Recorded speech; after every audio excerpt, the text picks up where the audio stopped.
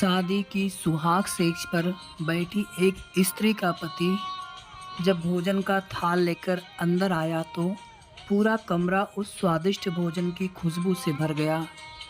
रोमांचित उस स्त्री ने अपने पति से निवेदन किया कि माँ जी को भी यहीं बुला लेते तो हम तीनों साथ बैठकर भोजन करते। पति ने कहा, छोड़ो उन्हें, वो खाकर सो गई होंगी, आओ हम साथ में भोजन करते हैं प्यार से। उस स्त्री ने पुनः अपने पति से कहा कि नहीं, मैंने उन्हें खाते हुए नहीं देखा है।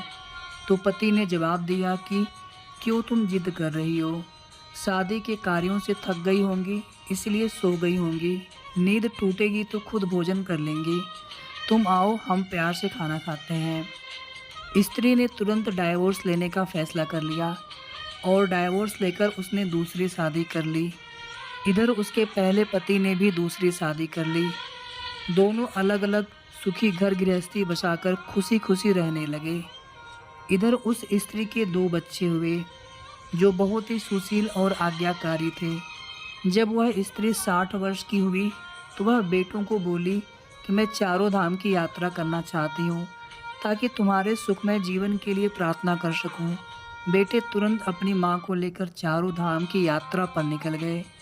एक जगह तीनों माँ बेटे भोजन के लिए रुके और बेटे भोजन परोसकर माँ से खाने की विनती करने लगे।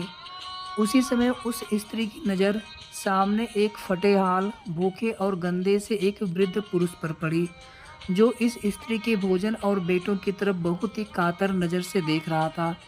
उस स्त्री को उस पर दया आ गई और बेटों को बोली, जाओ पहले उस वृद्ध को नहलाओ और उसे वस्त्र दो, फिर हम सब मिलकर भोजन करेंगे। बेटे जब उस वृद्ध को नहलाकर कपड़े पहनाकर उसे उस स्त्री के सामने लाए तो वह स्त्री आश्चर्यचकित रह गई। वह वृद्ध वही था जिससे उसने शादी की सुहाग रात को ही डाइवोर्स ले लिया था। उसने उससे पूछा कि क्या हो गया जो तुम्हारी हालत इतनी दयनीय हो गई। तो उस वृद्ध ने नज़र झुका कर कहा कि सब कुछ होते हुए मेरे बच्चे मुझे भोजन नहीं देते थे, मेरा तिरस्कार करते थे, मुझे घर से बाहर निकाल दिया। उस स्त्री ने उस वृद्ध से कहा कि इस बात का अंदाज़ा तो मुझे बहुत पहले हो गया था, जब तुमने पहले अपनी बूढ़ी माँ को भोजन कराने के बजाय उस स्वादिष्ट भोजन की थाल लेकर मेरे कमरे में आ गए और मेरे बार बार कहने के बावजूद भी आपने अपनी माँ का तिरस्कार किया। उसी का फल आज आप भोग रहे हैं।